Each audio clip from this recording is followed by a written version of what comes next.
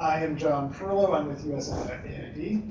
We've done this talk 3 or 4 times in the last 2 days. It's a little bit, I feel like I need to look at the map to make sure I know where I am. Thanks for coming. We do this every month. If you have not been getting the emails, we realize that some email addresses may have gotten dropped from our list, and we made the transition from just the adaptation community to having Climate Leaks program manage emails for us. So if you haven't gotten it, please be sure to sign in and that will get your name. If you're online, please email us if you'd like to be on the email list with us. Thank you for joining us. I'll get started on our talk in just a few minutes, but I wanted to say that next month,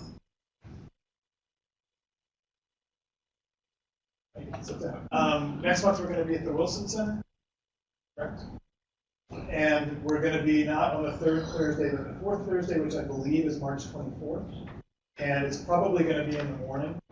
So those of you who are trying to train people to turn up in the right place on the 3rd Thursday, we're throwing it all out the window for next month.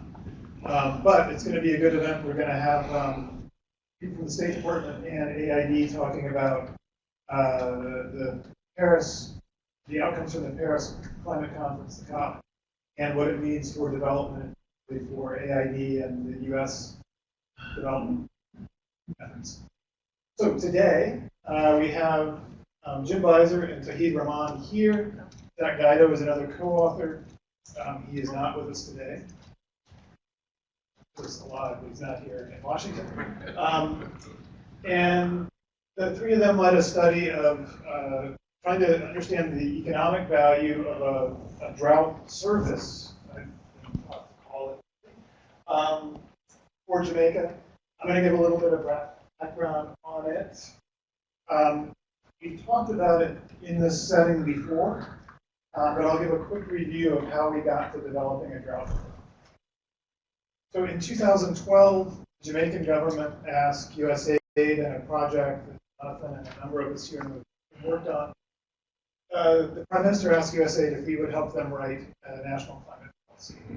And it seemed like fun, and we decided that we would build it into the National Development Plan so that there would be ownership from the start. And the things that we decided to focus on were things that look like economic sectors, look in the development. Tourism, agriculture, manufacturing. We were able to test the Climate Resilient Development Framework that we presented on at one of these meetings in the past. Basically, we took development objectives out of the vision, tourism, agriculture, et cetera, had working groups of interdisciplinary working tables discuss the key requirements for each of those sectors. So for agriculture, you should think of land, labor, water, capital, seeds, markets, et cetera. The risks and impediments that are climate and non-climate, and then begin discussing solutions. When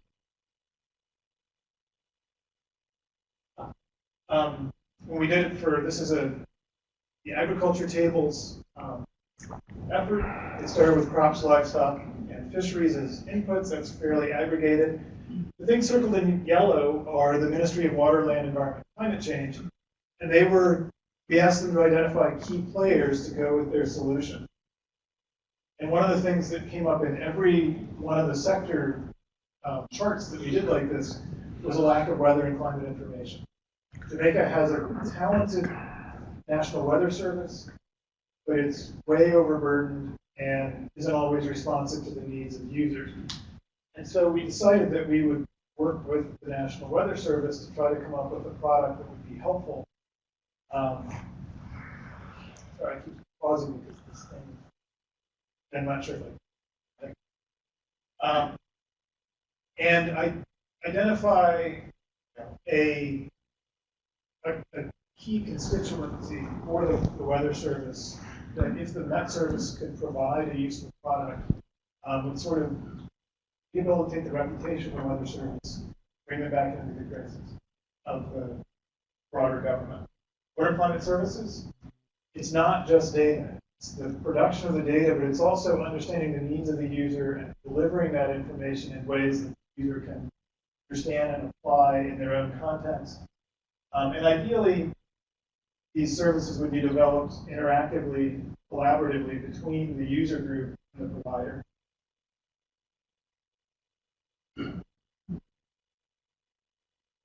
And okay. So when you're trying to build support, we had lots of people say, "Oh yeah, we need the weather service." They weren't weather service wasn't terribly popular, but there was some degree of express commitment. These degrees of political support come from the public health domain, I believe. They are expressed commitment. So yeah, be a weather service, that would be good. With institutional commitment, you begin reorganizing the way things work so that you can have a weather service or climate service and you can access it and it has staff and so forth. And then the real one, where the rubber meets the road, is the budgetary commitment. So what we're talking about here is making the case it's worthwhile for countries to make the budgetary commitment to providing information for decision making. And with that, I will turn it over to Jim. Great. I'm going to use this one. All right, thank you. I'm going to try and project to see if, make sure that folks in the room can hear. Yeah, thank you, John, and thank you, everyone, for being here and being online.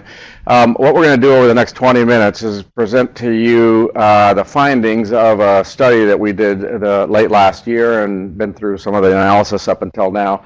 Report that we just finished in the last couple of days, and that we can make available to. It's a 60-page report with a lot of detail in it. What we're going to do here is I'm going to go through and describe sort of the design, talk a little bit about, expand a little bit on what John did on the motivation for this, what it is, and then my colleague, Professor Tauhidur Rahman, will talk to you about what were our findings and perhaps some recommendations at the end, and we hopefully will leave time for questions either in the room or online.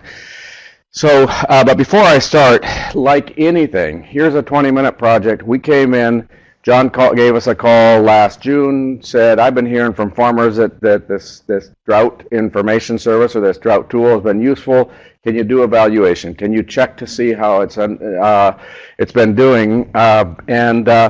And so we did.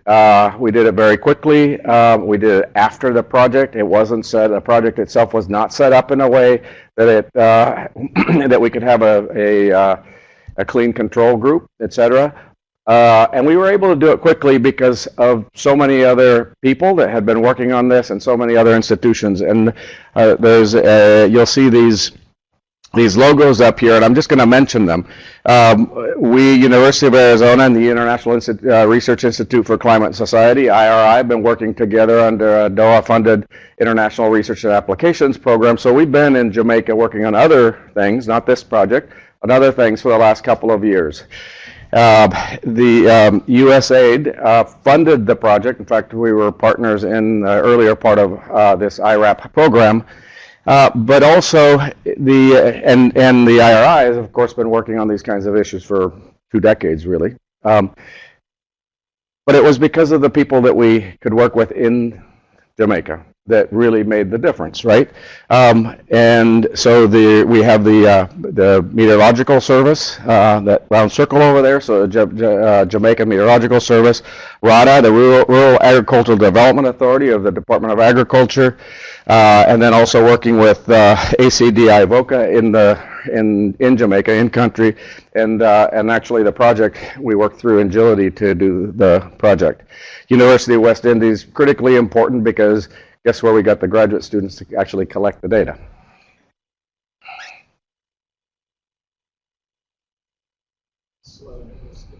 Okay. All right, so this is running pretty slow. There it is. All right. Yeah, okay, motivation. So since 2014, Jamaica's been in really one of the worst droughts since the 1970s.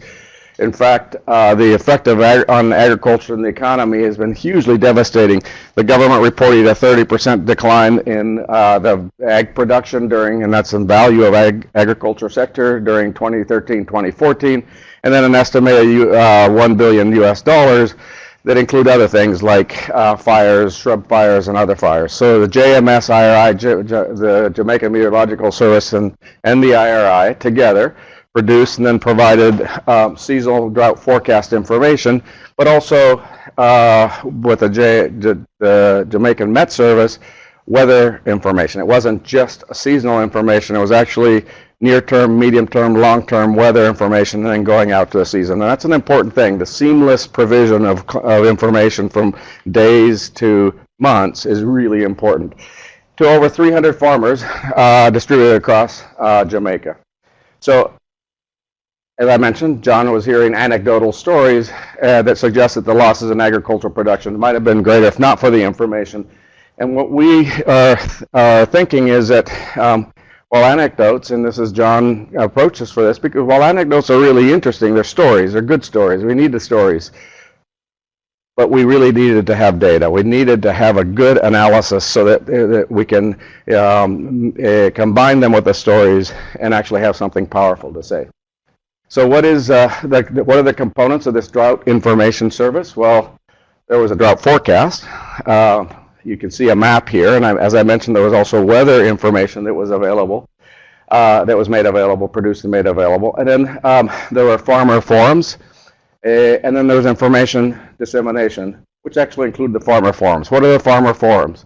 There were gatherings. This is where RADA, the Ag Extension people working with ACDI VOCA, convened 12 of these, one in each of the parishes over 2014 and 2015, up to 50 farmers, for a day-long conversation and training. An understanding of what is climate, what is the forecast, what are you going to see if you get a text message, what's happening in the coming season, what do these words mean, what does that acronym mean, what does a map mean, and those kinds of things. And so that's really important because these conversations over a day were not just from people from the front to the back of the room, but it was amongst the people in the room. And the people in the room were primarily farmers, but also ag extension people.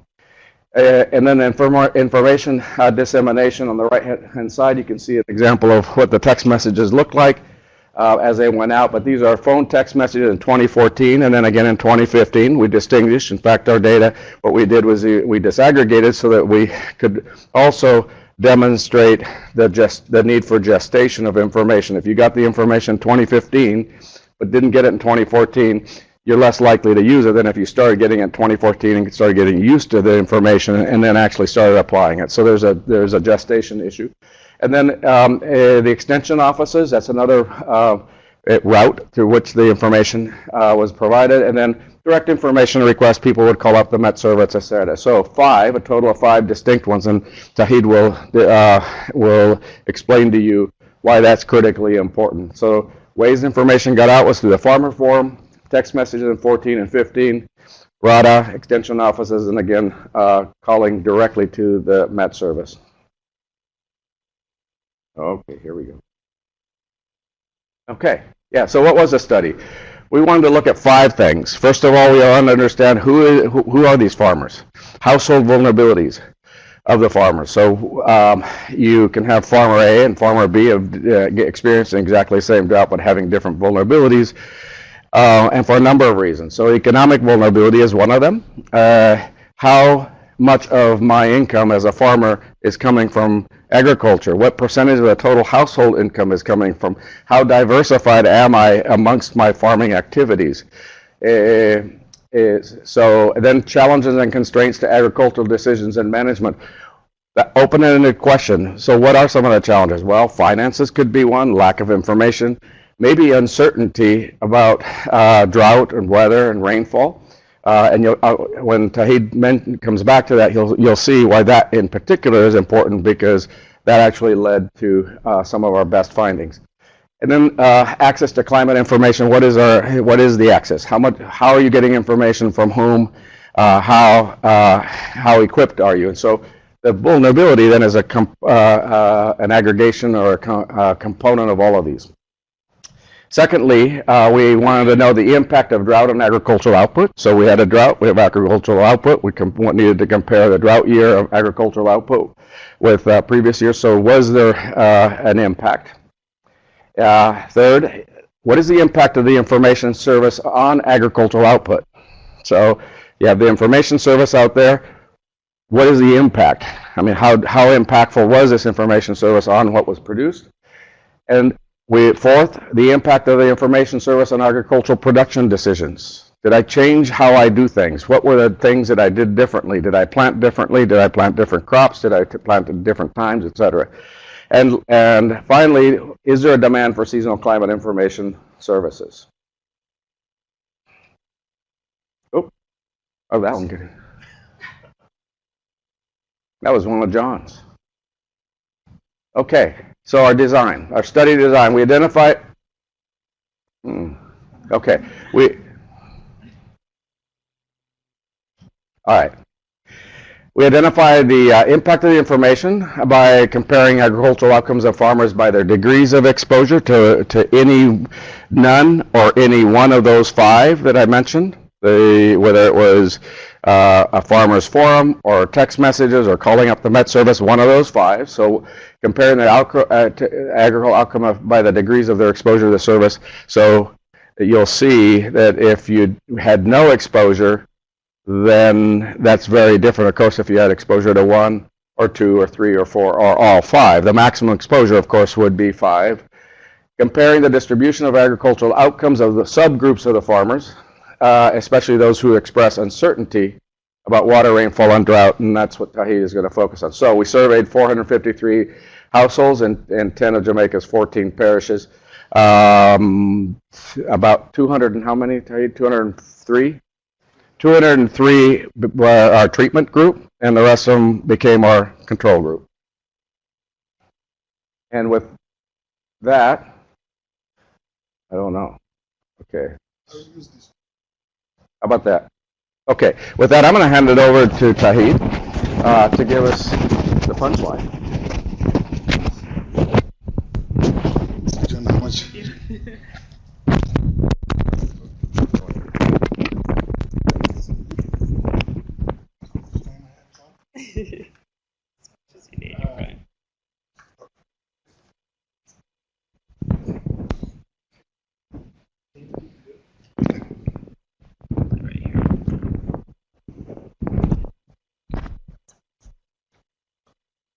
No, I'll do this one. Okay. Okay, so thank you. So I will continue where Jim left. So now already you know what we are trying to do. We are trying to look at the economic impact of this drought forecast information service. And so the first thing is that basically our idea here is that it doesn't surprise you that drought had a severe effect, as Jim was talking about. And it had a devastating effect on agricultural outcome, on economic livelihood, and economy as a whole. And then there comes the climate information service, this drought information service. So our idea is that the way we quantify the economic impact is to look at if the farmers participated in drought forecast information service, was their economic loss lower than the farmers who did not participate, accounting for other contribution factors. So everything I will present here, the results, it is accounting for the factors which are other, right? So loss to agricultural output can be attributed to a lot of things, right? Drought forecast information service is one of them. So this is the net effect. So the first thing is that what is our outcome variable? So if you look at our outcome variable, for example, it could be value of agricultural production of each farmer, or it could be volume of agricultural production. It could be any economic indicators. It could be poverty, it could be income. So here, without going into detail, we are focusing on one thing, and that is percentage loss in agricultural production during 1 year period before the onset of drought, and compare it to the value, the volume of agricultural production during 1 year period of the drought, right? So that is what we are looking at. And this is self-reported. What I mean by that is that we don't ask for each agricultural outcomes which farmers have and then try to quantify it. We ask them, you compare yourself 1 year period before the drought, whatever you were producing, what were your volume of agricultural outcome, and compare now after the drought 1 year, in your estimation, what is your approximate loss. Now, everybody knows that each outcome variable has its own measurement bias. Different kind of issues are there, statistical issues we can talk about in question and answer session. But there is a reason why we focus on. This is the outcome variable. Okay, next slide. Then, next crucial variable is we want to look at the impact of drought forecast information service. So the next natural question is, how do we capture it in our analysis? So the way we capture it in two ways. First one is, as Jim described, that climate information service has 5 components. A farmer could have participated in farmers forum. It could be they did not participate in farmer forum or participated. It doesn't have to be completely linked. They received text messages in 2014. It could happen in 2015. Some farmers just received information from Jamaican RADA, extension offices. And some farmers were able to call. Okay? So what we do is, in the very preliminary analysis, we look at the distribution of agricultural outcome loss of each farmer and try to find its partial correlation with participation in farmers forum. Is there any link between them or not? Likewise, so we go step by step. So that is one analysis. The second analysis is we combine all these together and we come up with something we call exposure to climate information service.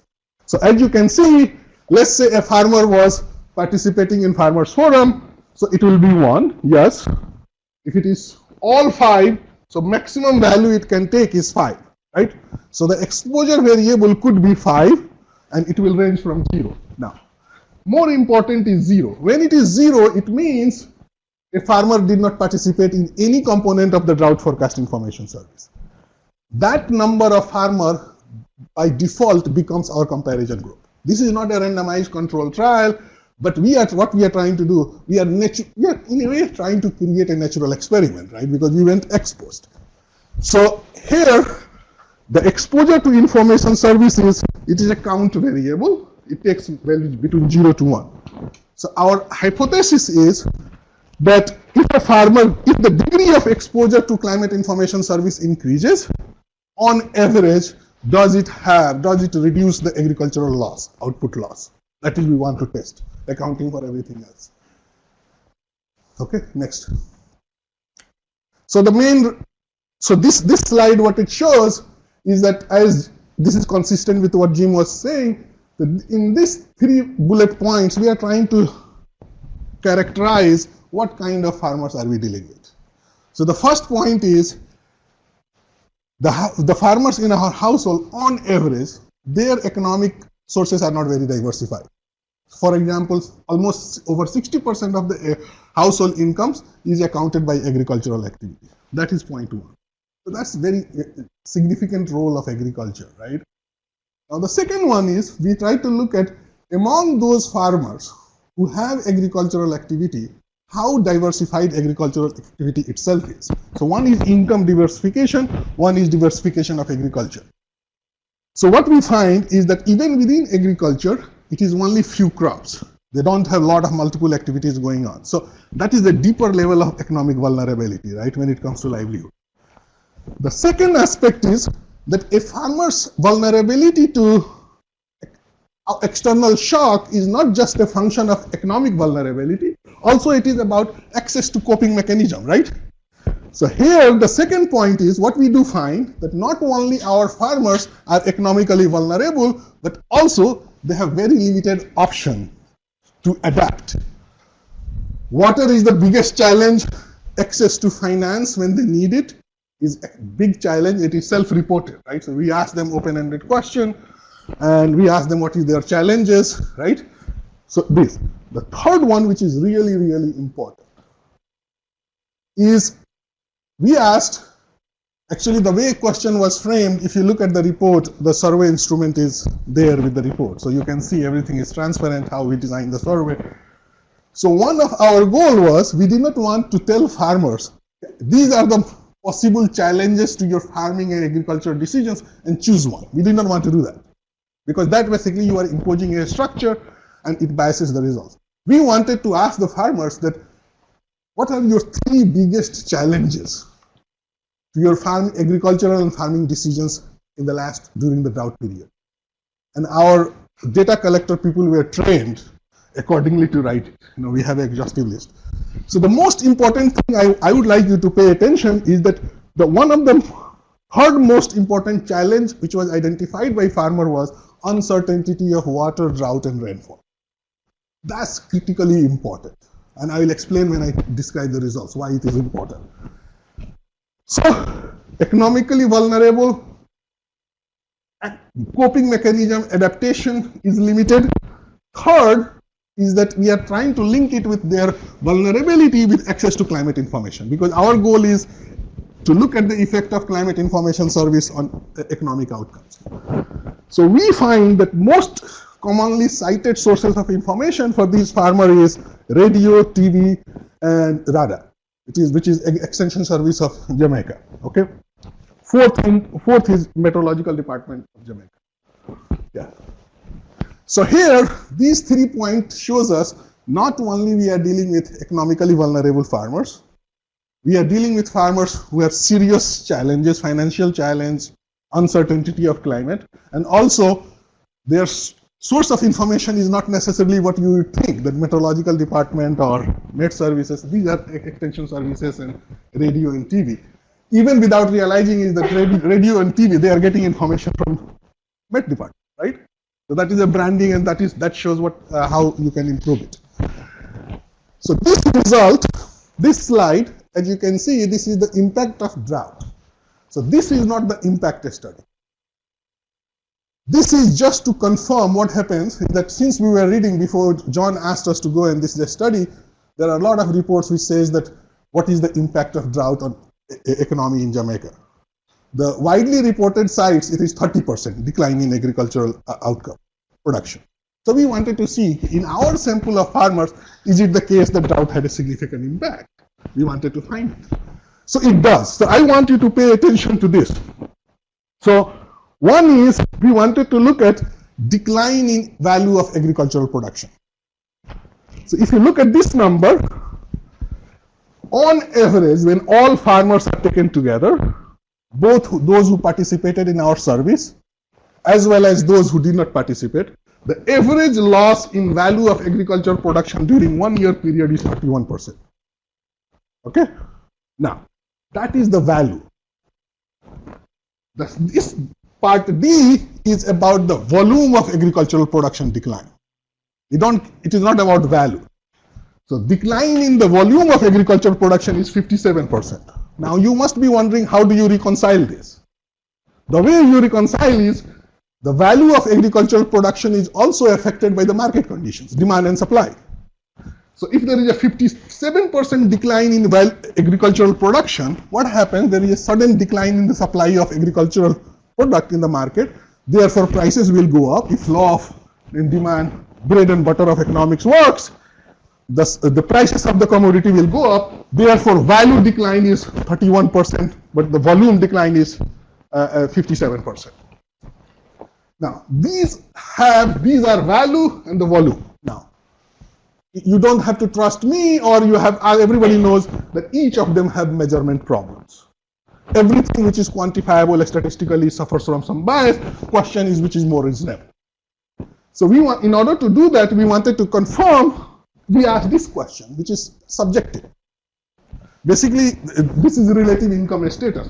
That we wanted to compare your totality of your economic status before the drought and after the drought, and rank us. So this is an ordinal variable. If it is 1, it is worse than, the economic status is worse today than before. 2, more or less same. 3 is better. This is the mean, 1.4. What it means is, on average, majority of our households report their economic status to have worsened after the drought than the before. So if you doubt this number, this is ordinal revealed preference ranking of the household. So there is no doubt that in totality, drought had a substantial effect. Now, here is the punchline. Given that there is a 57% loss, average loss in the volume of agricultural production, now our real question is, can we show and test that the farmers who participated in drought forecast information service, their loss was substantially and statistically lower than 57%, right? That will demonstrate that the farmers who participated in our climate drought forecast information service, they were able to prevent their loss, minimize their loss because of drought. Because let's be real, no researchers, no program is going to reverse the effect of drought. The question is, can you mediate it, right? So that is the economic contribution here. So next slide. Okay, so this is the impact. So one thing what we want to show you is that, as I pointed out, that uncertainty of water, rainfall, and drought was really a big challenge to the farmers, right? Now, what we find, okay. Okay, so what happens is, so in our data, out of 453 farms, approximately 200 of farms identified uncertainty of water, rainfall, and drought to be a big challenge to their farming decisions and management practices. And what we find, the farmers who identified this to be a challenge, their loss in agricultural production was 25% higher compared to the average loss of 57%. That means essentially their loss was approximately 70%, right? Because 57% is average, 25% is higher. So the farmers who identified uncertainty of climate, if you want to call it, their loss was approximately 70%. Now, but here is the issue. Among these group of farmers who identified this uncertainty to be a problem and participated in drought forecast information service, their loss was much lower. So this result is an interaction effect. So what we are trying to do analytically, that we are looking at among those farmers who identified uncertainty of water, rainfall, drought to be a problem, and when they received the drought forecast information service, was their loss, interaction effect, was their loss lower than those who did not? And we do find that as the exposure to drought forecast information service increases, the prevented loss is higher. And in particular, look at this result. Just to repeat, there are 5 components, right? Farmers Forum, text message in 2014, 2015, extension offices, and contacting proactively Met Department to get the information. So we go by component, and then we aggregate it. What we do find here is that the farmers who just participated in Farmers Forum, right? Their loss was 19% lower compared to the average loss of 57%. Now, the second point is, if farmers not only participated in Farmers Forum, but in addition to that, they were followed up and they received text message in 2014, their loss was, prevented loss was 31%. What does it tell us? It tells us there is a reinforcing effect. So what happened in Farmers Forum? Farmers Forum was more of a capacity building and training. You are educating them about how to understand drought, how to manage risk, how to manage uncertainty, right? So now you have built their capacity, which in itself, irrespective of whether drought forecast information was accurate or not, now their capacity is built, they are more educated. They are more nuanced way of thinking about climate and managing their agricultural risk. That itself will have a beneficial effect. But if that is followed up by a specific drought forecast information, the joint effect is much larger, right? So that is 31%. That is huge, huge result. Next slide. So far what we have demonstrated you is that drought forecast information service did in fact have a substantial effect. beneficial effect in terms of preventing the agricultural loss. That is not very useful result as far as I am concerned, or we are concerned about doing something in the future. How does it inform us? So the next question is, what was the mechanism? Why did drought forecast information service produce economic effect? So next, this slide is really important. We can show very systematically that the farmers who received the information and participated in drought forecast information service, actually their participation had a substantial effect on the kind of agricultural related activities and decisions they took. Okay? So among those farmers who identified, told us that drought forecast information service had an effect on their agricultural decision, and that is 71% of the farmers. In that 71%, they report to us that because of participation and receiving this information, for 71% of them, planting and sowing time changed because of drought information. For 61% of them, they substituted different crops. I mean, it makes sense, right? It is drought. Different crops have different water moisture requirement, humidity requirement. Therefore, if drought condition, you know, there is an accurate forecast, you are substituting between different crops. For 32% of the farmers, they adjusted the amount of land they cultivated. I don't know how much you know about Jamaica, but in Jamaica, majority of farmers also lease land. So leasing activity is also determined by drought condition. Harvesting time was affected, chemical and fertilizer. Now what is not reported, another one, is for approximately 10% of the farmers, they changed from agricultural activity to off-farm agricultural activity. Once they realize that drought is going to be severe, they understand, they say, okay, find something else for the time being, not deal with agriculture.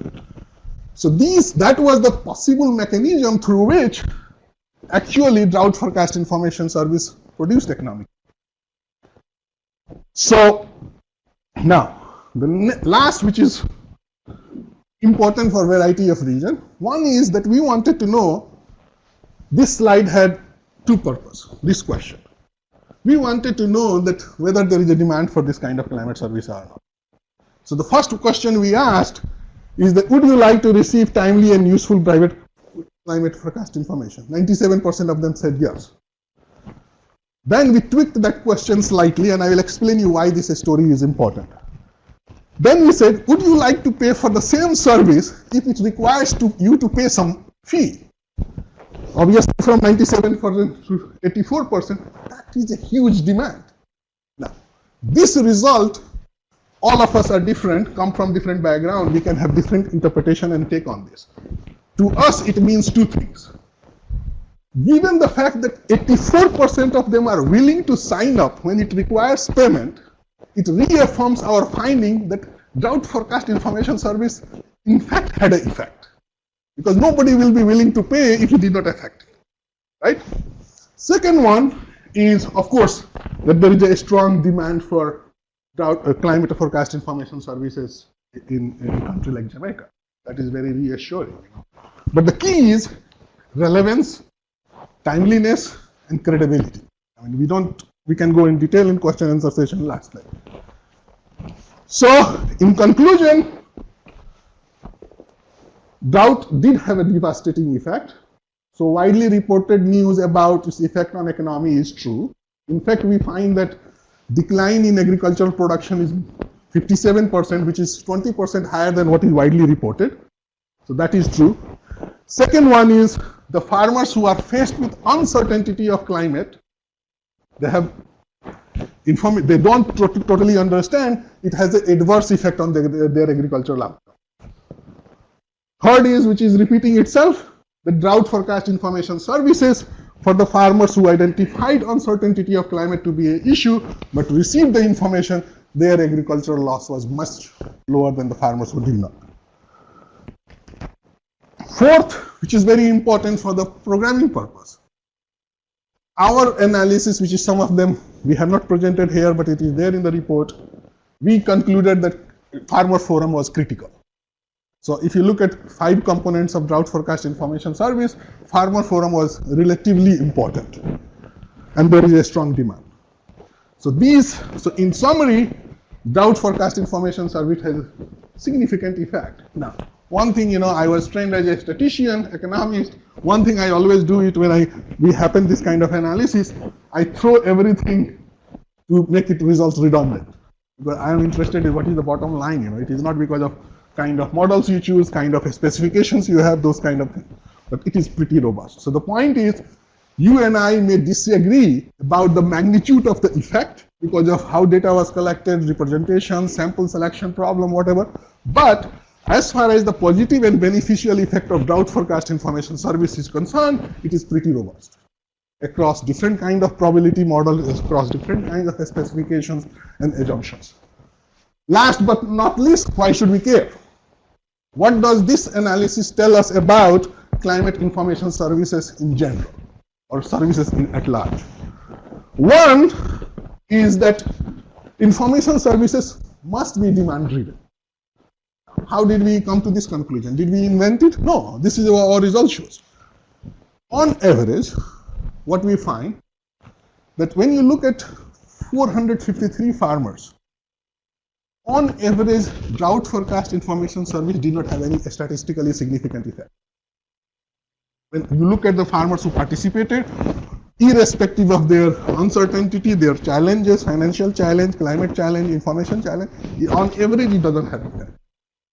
But when you look at the farmers by subgroups, farmers who identify climate to be a problem and then receive the information, then it shows the economic impact. So what does it mean?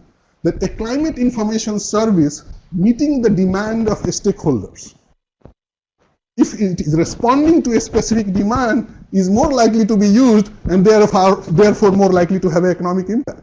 Sometimes what happens, this is not a criticism, sometimes happens that researchers, people like us, get into a room, hey, this is a brilliant idea, let's go and test it. Now we go and do it, and 2 years later we find, oh, there is no adoption. So it is a surprise why it was not adopted. Then 10 papers will be written. Then there will be another paper, so that what are other challenges?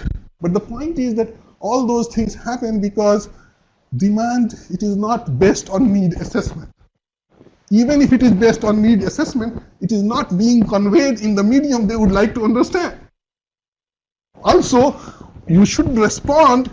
People make decisions in their own environment. There is a cultural context, right? Local social norms, practices, any kind of intervention, if it is not consistent with their deeply rooted cultural practices, is not going to be adopted. Why? Because there is a strong inertia.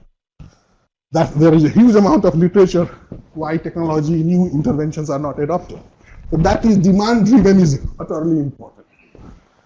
Second one, which is more relevant from the point of view of programming and from academic intellectual perspective, is that most often you will see climate information services are too ambitious. They do too many things. For example, in our case, this drought forecast information did 5 things, right? At least 3 things. Training, capacity building, information dissemination, and product itself. Now, in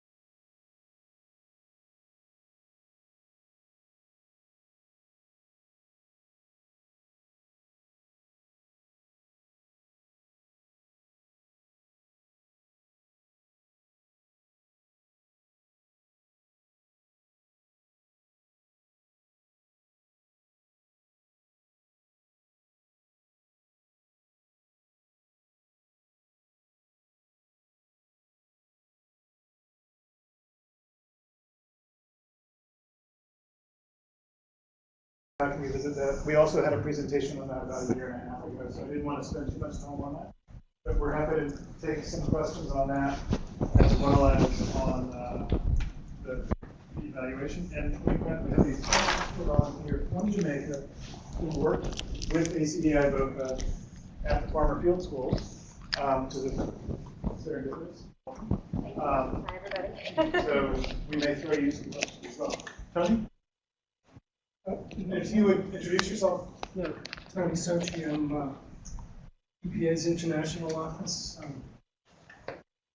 I had a number of questions, but I want to limit it to like 2 or 3 that are tied together.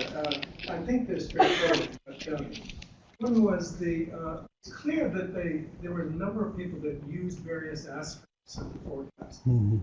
Did it improve their outcome in the end? In other words, did they prevent losses when they made decisions? Yes. So not only did they adopt the forecast, it turned out it was beneficial in addition. Yes. So it was, so in fact, so one thing is that what we did not do in this presentation and also in the report to put a value exactly, value chain, right? I mean, you are referring to the value chain, how a decision was made, what kind of changes it triggered, and what was the impact subsequently. So given the design, how the program was implemented, we cannot trace each and everything, and we can do aggregate. That is one of the limitations of this study. But we do find that the farmers who receive the information, we can trace the kind of change decisions they made, attributing to the participation in information service, and then we can compare their losses. So we actually by 3, like A, B, C, transitivity, you can find that those who participated made real change in the decisions and their loss was lower. Other than that, we can't go into much detail in addition to that. Interesting. And the other 2 questions really quick. They said they would pay. Yes. Will they? This is a brilliant question. I mean, Glenn knows Glenn is a real environmental and resource economist here, and I am an experimental behavioral economist, and Jim is a climate scientist. What you said is there is a huge debate about stated preference and revealed preference, right? So, to the extent that people state they are going to do, in real life, in market, will they behave accordingly? We don't know. But there is a strong correlation. A stated preference predicts revealed preference. There is no doubt about it. And the last question is that the people that didn't look at this survey, you attribute that to cultural norms not being able to break those, in other words, to historic ways of approaching their farming, or what do you think the this is actually people who didn't okay. forecast and do things not as to a this. result? Did they look at it and just reject it? Okay, so we did not actually, we took the slides out. In the morning we talked about it in the other place. So we don't want to give you a wrong impression. Everybody did not adopt it. Everybody did not took the information and acted upon. There are 21% of the farmers who ignored it completely, despite the fact that they may have received the information from multiple channels. So then we wanted to know, among those 21% who did not act upon the information, what was the reason? And exactly what you pointed out, 69% of them said that they rely on their own past experience rather than drought forecast information, because drought forecast is not accurate. So actually that is very useful. It is not about some reflection on inadequacy of a forecasting technology, but what it shows that we have to advance many frontiers when it comes to downscaling the climate forecast information in a way that is directly useful to the end users, right? It is easier to forecast at a scale which is good for urban policy planning, but at a micro level, acre by acre, when you are looking at forecasting ability is not as precise and accurate. So 69% of them because of past experience.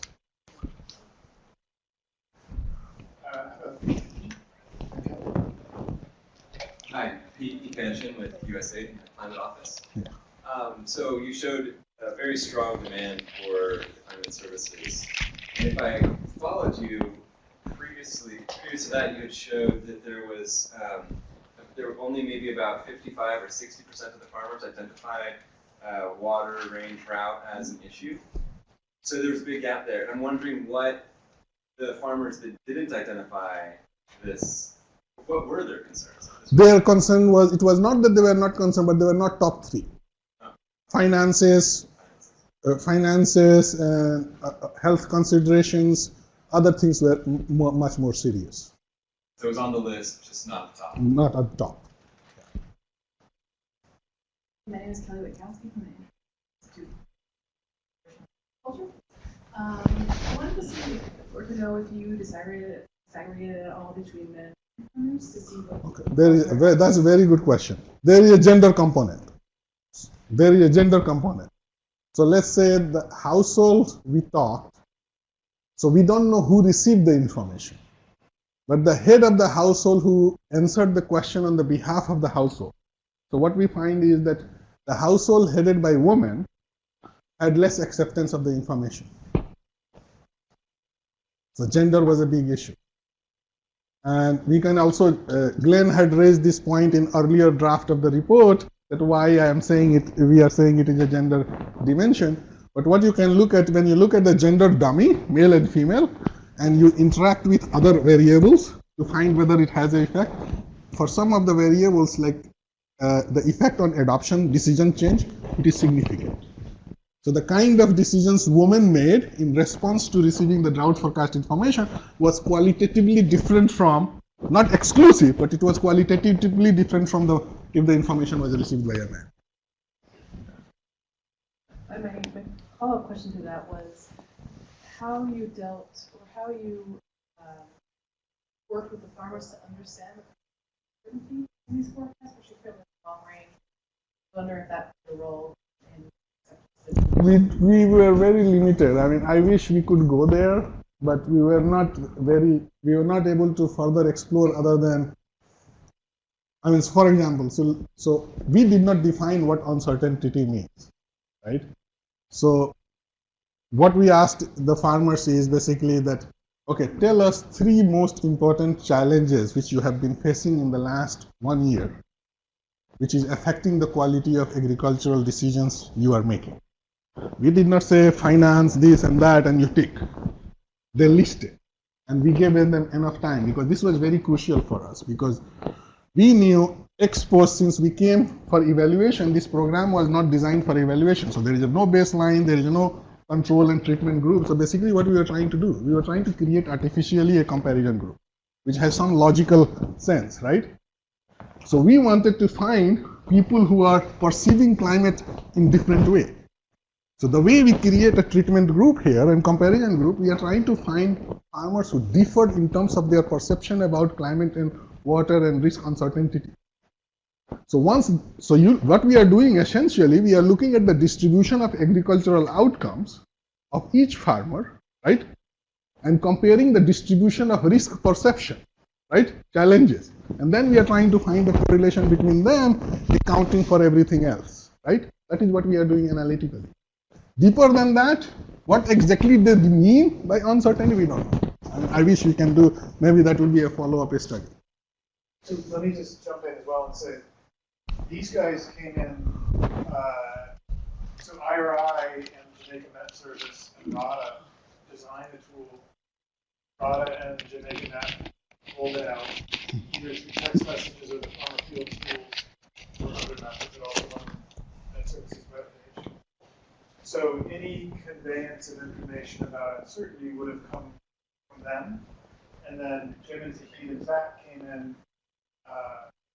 15 months after the product came out, trying to determine. I was hearing stories that Jim mentioned, saying, "Oh, without the tool, my losses would have been much greater." And so we decided to put numbers on it. So they came in instead of the initial, even though they're associated with IRI. So there was they were not talking with people about how to use the tool. They were talking about how they dealt with the drought, without trying to lead them into commenting on the tool itself. All of the customers. So some people might have used it and forgotten about it when they answered the survey. I mentioned it. So they were trying to avoid. Question from online. Hi, yes, this is from Ian Fitzsimmons. He asks, what do you estimate to be the total population of households directly affected by the drought? Related with a treatment group of 203, was the number of respondents in each outcome subclass large enough for you to be confident in your conclusions? So you may correct it. This is my second hand. So according to Ministry of Agriculture, there are 178,000 farming households in Jamaica. Now, so that is one. That is the farming population, which is in RADA, Egg Ministry's database.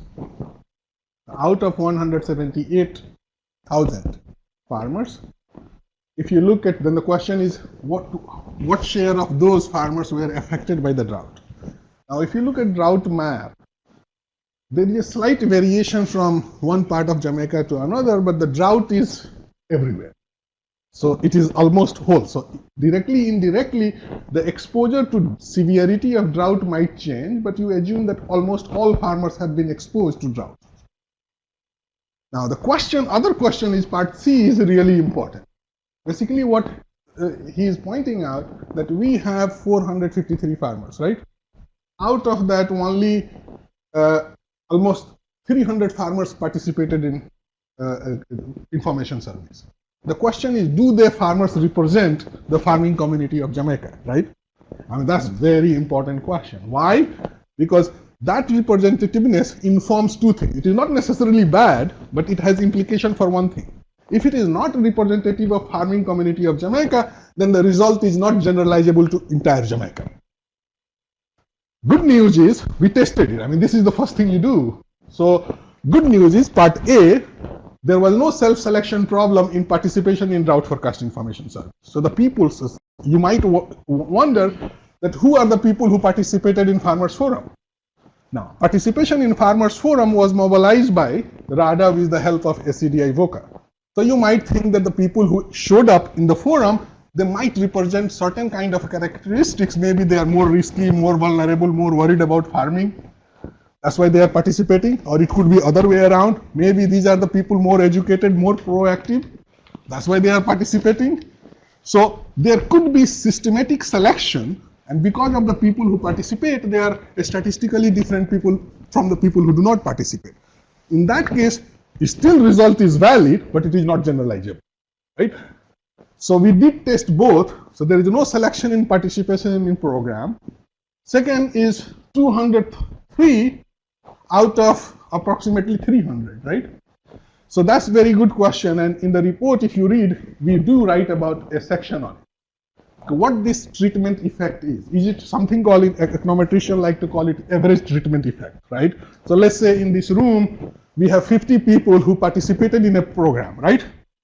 So now everybody is affected. Since we are part of the program, everybody is being counted in the analysis. So whatever the estimate we get of the effect, it will be average. Now let's say first row people do not participate in the analysis. Then it is not an average effect. Why? Because everybody, maybe the people who out of 300, the question is who are part of our information service, we were able to reach only 203. Maybe the people, 100 people we did not reach, for them climate information service was counterproductive, right? So if they were included, it is quite possible the average effect would have been nullified. Vice versa, maybe those were the farmers who are not in our data set, they had the maximum effect. Therefore, if we had included them in our analysis, whatever the effect we are estimating here is the lower bound, because we are underestimating. Now, that is a question which we, of course, is there, but from all the tests we have done, diagnostic check and other things, there is no systematic selection. I think this is generalizable.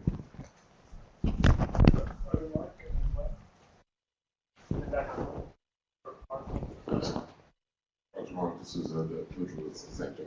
So for the questions, I wondered when you look at your conclusions, whether you think there's any application of reinsurance industry in the Caribbean. What would you about that? I was was intrigued to hear you talk about farmers who were able to change the non-farm activity, which I would suspect is very difficult. I wanted you to talk a little bit more about that. So, okay. So the first question I will try to extrapolate. So we are not going to claim that it is based on what the data numbers, hard number we see. So the first question is there any demand for insurance? I think given the fact that 84% of them are willing to sign up for a service in which they are in return for receiving accurate climate information, I will be surprised if there is no insurance demand for the insurance product or something like that. It will be to me totally surprising. I think that egg-based, weather-based insurance, there are a lot of programs. There have been randomized control trial also. It is not necessarily in the context of climate information service, but one of the type of climate information service is weather-based insurance, right? And some studies have shown that there is a significant adoption. People do buy weather-based insurance, and where the agriculture is vulnerable to climate change, rainfall, and other things, particularly in monsoon area in South Asia.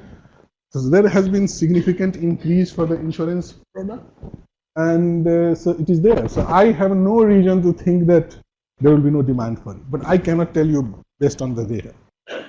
The second point, what was your second? Non-farm. Okay, yes. So one of the thing was that actually we spend some time before we do this analysis, one of the things, it always feels good when you go and interact, data collection is fine. So I was personally there in the field and variety of farmers for 7 days in different villages we spent, and just extempore tried to understand, right? And we went to the different areas, some areas which had serious drought, some areas which did not. And we just had a conversation over 3 days just to get the ideas of what kind of changes happen.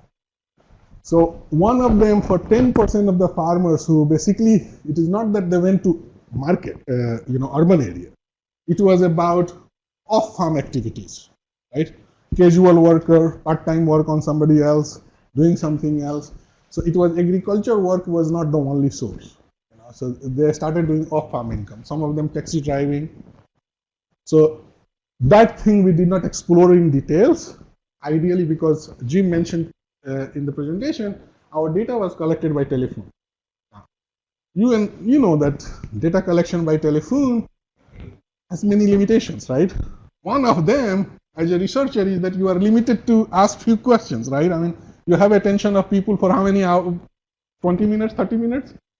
So even though we would have liked to go and identify each details, we were not able to explore that. I mean, so we had to be very limited in that sense. Yeah. I was manning the mic, but I guess I will jump in with a question as long as I'm holding it. My name is Tony Pinella. I work here at Clients International. You mentioned you're a statistician. I certainly am not. One thing that kind of caught my curiosity, at least, was on the slide where you were kind of presenting the mean and standard deviation of the data. It seemed that there was a kind of a wide variability. I mean, I think one was the mean was like for income was like 1 million something, and the standard deviation was 3.5. So I guess my question is, first of all, was there that wide range in variability? And secondly, if there was there any kind of analysis or correlation that was done to see if maybe large or small scale farming operations were more affected or less? This is really, really good question. And so in fact, before we do any analysis, we do this diagnostic thing. Are there outliers, right? So outliers could be either the value of egg production is very high, right? So that result includes all data at the average. And then what we did, we tried to look at if we look at top 5% of the farmers who are really big and top is small and we get rid of them, does the result hold? And it is very robust. It doesn't affect. Of course, the magnitude slightly changes, but a statistical significance doesn't change. So was there any, like I said, correlation between the size of farming operations and how they bought into the... So let me see. So in terms of, for example, let me answer in this way. The farmers who, if you look at the farmers who did not act upon the information, who said that the climate information was not used. Generally, those farmers happen to be a big one. You know, on average, they are more educated, older, and big farming operation. And that is not necessarily surprising to me, I mean, at least from my point of view, maybe correct me if I'm wrong, is because, you know, if you have a big commercial operation, right, and you are educated, you have a degree in agribusiness or whatever, you are proactive. I mean, you are not completely left to the meteorological department or extension offices, you are proactive about it, you know. So there is a scale effect, there is no doubt about it. So if you look at the loss in agricultural production on y-axis and the size of the operation, the amount of land they cultivate, there is some pattern, right? But nothing serious outlier. There is no outlier which will affect the results. Yeah. Take one more question from online, and then we'll go to Glenn and Mark. Hi, yeah, there are a few questions here still on the cost issue. People seem to be interested in that. And one was where farmers asked how much they would be willing to pay as far as an amount. No. Okay. And then, and in your model, I don't know if you assess this, would farmers cover all the costs of the service? So actually, this is very good question, and we intentionally took extra mile to not ask that question, how much they will be willing to pay. Because what happens, and I think in another presentation we were describing, we collected the data on telephone, right? I mean, the farmers in developing country, including Jamaica, right? There are so many data collection going on. I mean, people have such a serious mistrust issue, and you go and knock the door, rejection rate is so high. I mean, people don't want to talk for a variety of reasons. You know, they think that things will not change. These guys will collect data, do the analysis, and it is going to be a status quo remaining. Some people have a trust issue. Maybe this person is talking about livelihood, agriculture, production. Maybe this person is coming from agricultural department. Some people have that different expectations, right? So accordingly, their response get affected. So when we collected the data, one of the part of the training of data collection student, the graduate student collected the data, was to make them comfortable, right? It is telephone data collection. That we are not representing any governmental organization. We are a group of researchers. We are not affiliated with them. It has no affiliation with any Jamaican ministry in terms of what it will happen. This is purely confidential. So we wanted to make them comfortable, and when they agreed to participate, then only we asked the question. We did not want anybody to be forced. So even though in the last two questions were about demand, would you be interested in receiving this kind of information, and would you be willing to pay, third question would have been how much, right? That is a contingent valuation, you know, this kind of thing. But if we had asked, it would have totally contradicted the trust we earn. I mean, this will give you a red alarm, right? Oh, these guys are asking, they are another marketing guys, you know. So we did not ask that question. Yeah, Glenn Anderson, Associates. A couple of comments, and I'm not sure I'm going to ask you any more questions. I've been working with them for a while. One comment, the drought map that they showed had some areas where there wasn't drought, and that coincided where they grow coffee. Yeah. So the large coffee plantations were in an area that did not have drought, in the mountain area. So, and the other thing is that sugarcane is irrigated, and so there's enough water for a big operation there. I'm going to make a couple of observations. One thing that's interesting is this is called a drought forecast. It's not called a good condition, good growing forecast. That's really important because one of the problems we face in scaling up things like this drought tool is what if we had put a drought forecast, good weather forecast, into a country and they didn't have drought for several years? You know, would we have done the same study? And there's a couple of issues. One is asymmetric response to risk. Yeah. That people will take averting actions when they're facing bad weather, but they don't take advantage of good weather by diversifying their crops and going into high-value crops as much. And we wouldn't have done this study if they had benign weather after this drought forecast tool was put together. We wouldn't be doing the study. And one thing to think about is the willingness to pay issue was based on they had the worst drought they'd seen since the 70s, and this information was valuable. If you had asked the same question in a year or two when it was very normal, you would get very different responses. And this is a problem for us trying to do benefit cost studies. Climate services is you do need to look at a number of periods. You need to be able to look at asymmetric responses to good weather and bad weather, not just that.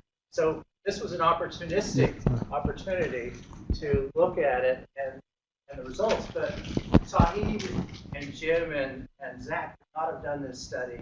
If they had a year and a half to prepare, we would have done a very different study. So one thing I want to edit to what Glenn said was absolutely true. So this is not to plug. What Glenn described is something called in behavioral economics. We as a human are more tied to loss aversion. So what happens is that we hate losing. We like to win, but we hate losing more, right?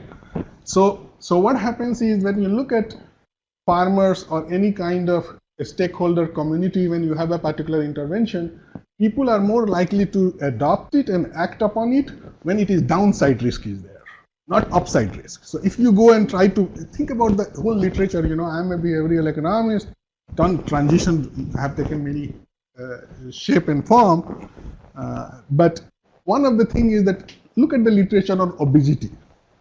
When you want people to give you a message about, hey, you do exercise, you lose weight, you live longer, nobody believes it. But if you tell them that, oh, if you don't do, you are going to die in next 3 months, they will start running tomorrow. But if you tell them you will listen, so what happens is that we as a human, it doesn't matter whether you are a farmer or financial or a stock trader, we like the idea of we are bound by more loss aversion, and that's why drought worked. And we are not going to positive message. And that is useful for variety of reasons. How do you tailor the information? I mean, see, drought forecast information, I mean, this is not here, something in follow-up. We will talk about it, and there should be a follow-up study. And these are the kind of things you can tweak. But it is not just about the forecast information per se, how do you convey that message? I mean, and exactly Glenn said, it could be conveyed in a negative way, it could be conveyed in a positive way. And the adoption and effect will be different. There is no doubt about it. And that is useful to know in terms of programming. So I'll continue in a second. The Jamaica tool was then adopted regionally by the Caribbean Institute for Meteorology and Hydrology. Now about 6 months the Jamaica tool was, and regional version of it just released 2 days ago, the May to July seasonal forecast, and it's now tipped over to a higher probability of excess rain than the deficit. We'll see how people respond. If it moves into serious flooding, then may see the downside just be averted. It's just a recovery to a really many-year dry conditions in the Caribbean. We'll see if we take advantage of it or just sort of re-decide. Thank you for terrific presentations and really striking study. Given the dramatic implication, I wanted to ask about go to strategies for one is, I'm just wondering if you can amplify not only make it on what you think are the most promising strategies for most efforts ramping up the consumption. And then second, just curious about your thoughts, all of on hormone panels. This study for appropriate focused on bilateral mechanisms of communication between farmers. But it strikes me that particularly over time, there may be a increasing significant farmer-to-farmer communication, particularly from the farmers who experience the benefits of telling other farmers, if you want to look into this, this is really helpful. Okay, so this is a really, really good question. And particularly the first one I will address, that is very, the good second one is also great, but the first one is more exciting. And I will tell you why. So the question is that, so that's why I said something about when we said farmer forum was critical. The question is, when you give any kind of information to a group of number of people, how do you give information has an effect on whether people listen to it, process it, how they process it, and whether they internalize and act upon it. I have, not to plug here, an ongoing field experiment, work with the World Bank here with some of my co-authors. And one of the things is that there is an emerging literature in cognitive science that, let's say we are part of the treatment. We are going to receive climate information service. Now, there are two ways, obvious ways to give that information. One is that I go knock your house and tell you, hey, this is the drought forecast, this is this. Go to next house and do that. That is one way to do it. Another way, I bring you here. All sitting together and giving information in a group setting is more likely to be used than the giving one-to-one. Why? Public reasoning matters. When people make a decision in a farming community, a part of decision is, even though people like to believe that my decision, farming decision, is totally dictated by me, but actually that is not true. Your farming decision is affected by what your neighboring farmer is doing, right? Whether it is fertilizer, insecticide, irrigation, what crops, that there is a community level effect. So when you give a information, and when farming decision is to the extent it is linked to the decision by your neighbors, giving information to one person will have some marginal effect, but not very much. So when you give information together, that is exactly what happened in Farmers Forum. Here you have not just giving information from RADA, JMH to farmers. It is not bilateral. There is a communication, multiple way communication among the farmers. There is a public discourse, discussion, reasoning, right? And then they go home, some of them are neighboring farmers, right? And they talk about it. So the intervention you think like Farmer Forum is a one-day event, actually it is not. It is multiple day event. I mean, you don't know what's going on. So the public reasoning does matter. And this is important for the programming of future climate information services. How do you have the same product? Can you do and package and deliver in a way that it could be cost effective and more impactful? So delivery of information is matter. That is the first part. Second part was referring to, so we asked was about through who give the information, right? Medium of entry. So here we have JMH, RADA, right? And the text messages, right? Now, one thing we wanted to find out, what we do find is that even though Met Department had the central role, if you look at farmers, in our farmers, they cited TV and radio, top two sources of information. The third one was RADA, Extension Office. So if I had to do it again, what I will do? I would like to have a more structured involvement of RADA, because why? RADA has a daily presence, whether climate services or something else. In Extension Offices is there all over the Jamaica.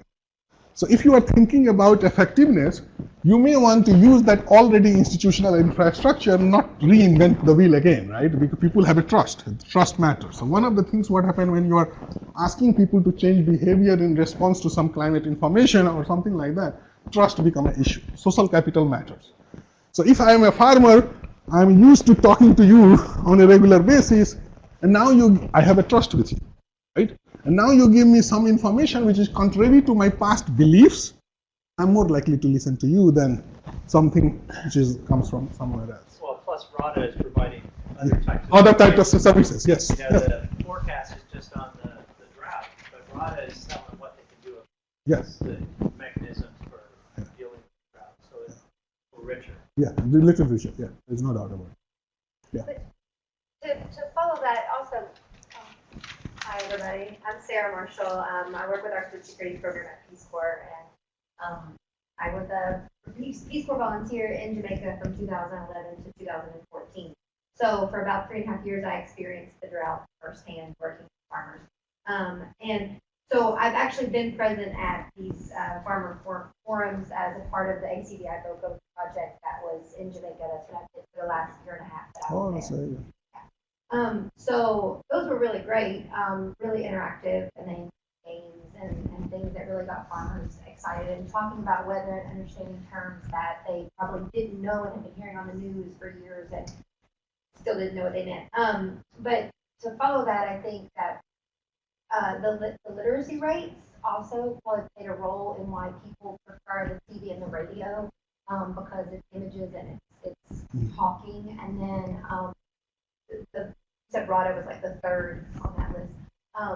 Just because you don't see Rada officers every day, you might see them once every month, months in your community, and you might know them, but definitely like TV and radio is in your life every single day, and it's something that you understand. Out of the farmers that I know, the literacy rates of text messaging is not high enough to really grasp what you're reading. So. Okay, that's fair enough. So, Yeah. That's a good point. Try to Very take good. two more. Why don't we go to Tony and we'll close back here. Real quick, I wanted to follow this woman who asked the question earlier about the gender breakdown. You had what seems to be a high incidence of women head of household decided not to use the forecast. But I wonder if the forecasts were delivered by women, whether that would have changed the dynamic. In other words, yeah. Yeah, so there is no doubt this is, so where it is, it does matter. So let's say, not in this study, we don't have way to know because the information was given in farmers forum where men and women were involved. It is not just men are there. Text message doesn't have a gender, right? I mean, so one person sends text message. Extension officers, we don't know in different areas of Jamaica, extension officers could be male and female. So we don't have those data. And that is what I meant by that. If this program was if we had to redesign it, we could have set up a structure in which all these things could have been addressed systematically. But it is true, particularly in developing country, where tradition plays a role, social norms plays a role, cultural practices play a role. If information about health, hygiene, sanitation, or household behavior, if a woman gives information to women in isolation, in privacy, that is more likely to be accepted and trusted than a man and opposite gender. And this is one of the things we have been doing in India. So that gender does matter.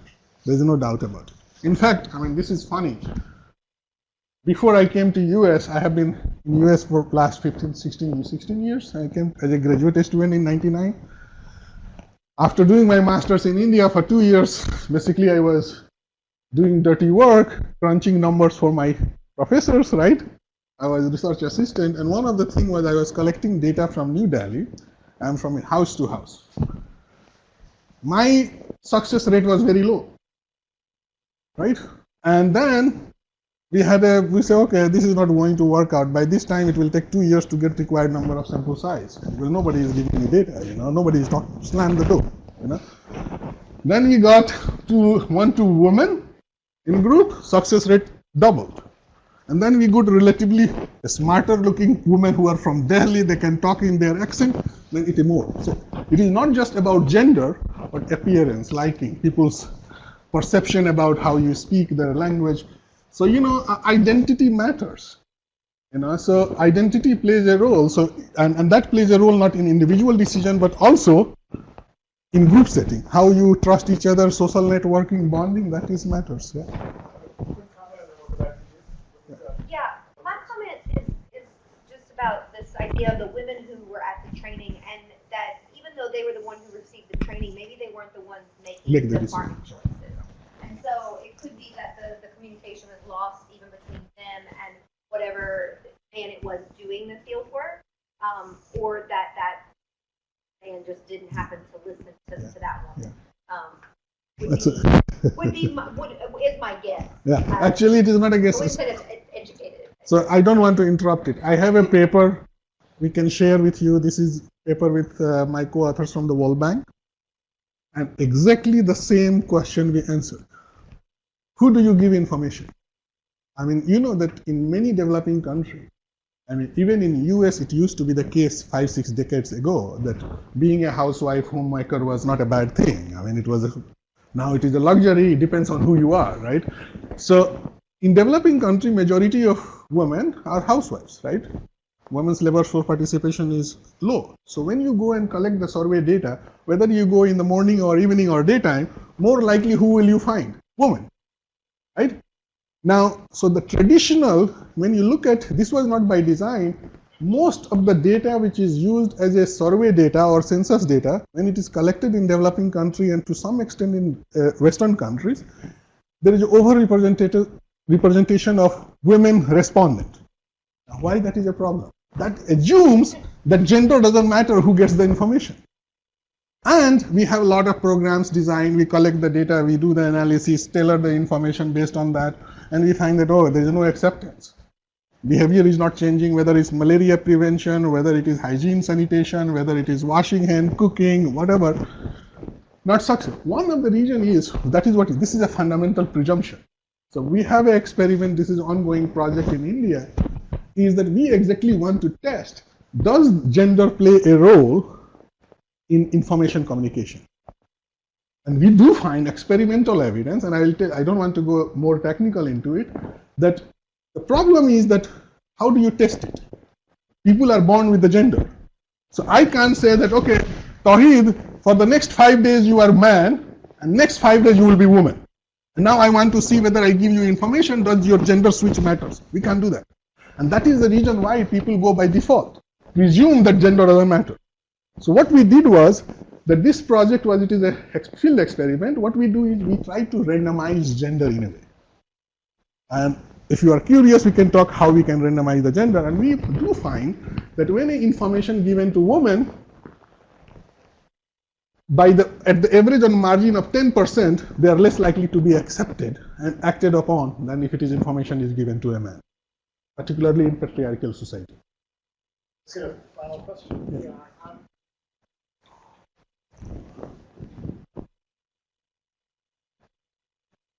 Michael Brown with Humanis International.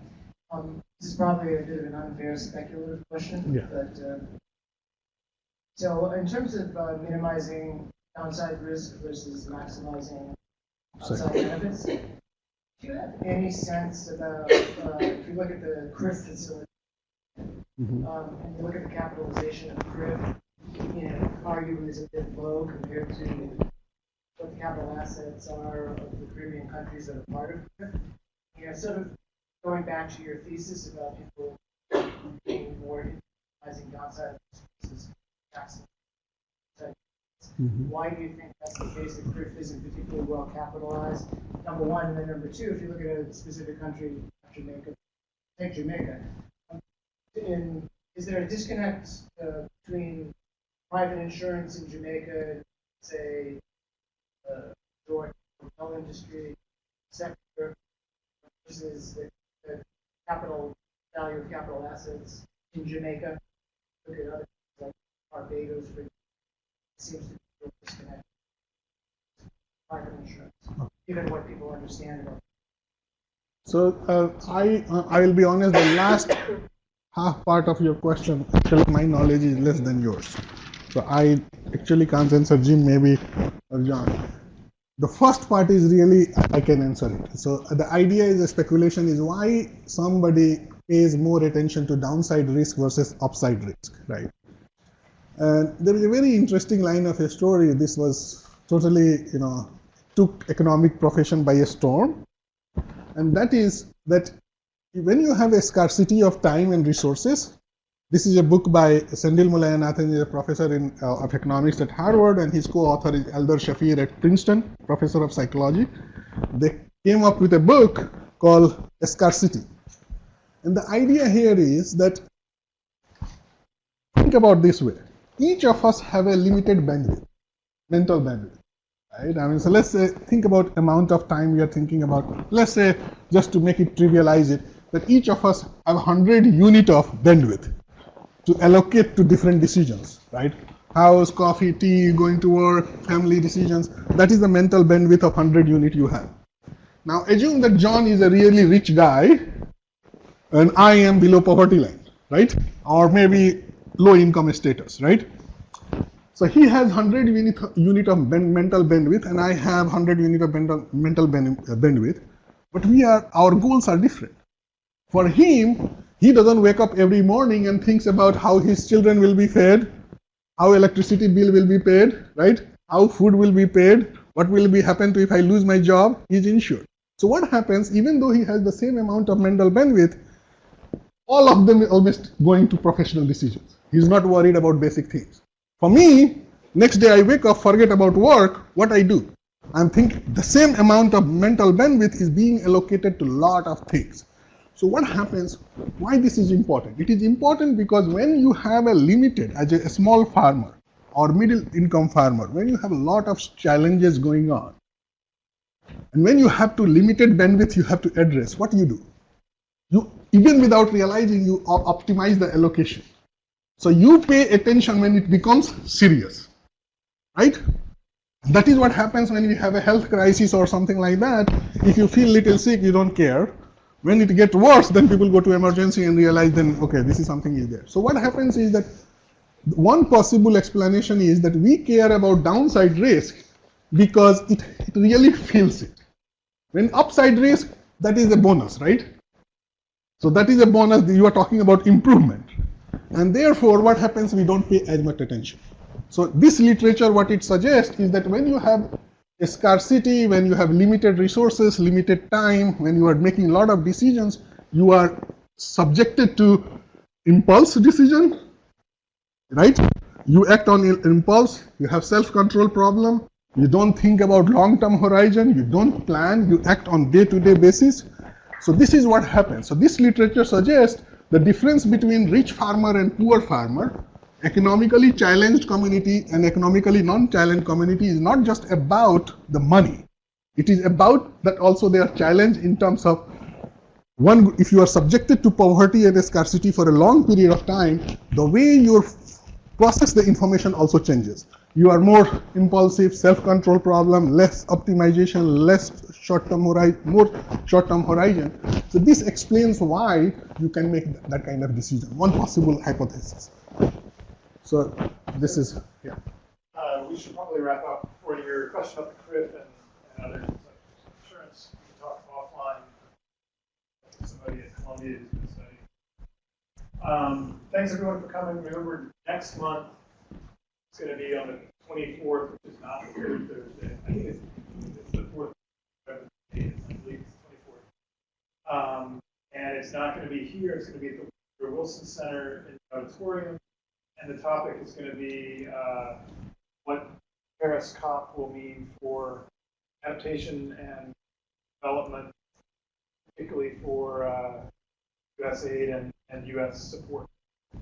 So I hope to see you. Tell your neighbors. If you haven't been getting the emails, please be sure to sign up. We've heard of a few people who stopped getting them when we transitioned from IRG to climate things. So we want to make sure that we don't not missing anything. So thank you very much, and we'll see you in March. Another thing, if you have any questions, this is just today. Feel free to talk. I mean, we can be in touch with email. We will be very happy to answer any questions and talk to you. Okay. So thank you. Quick question.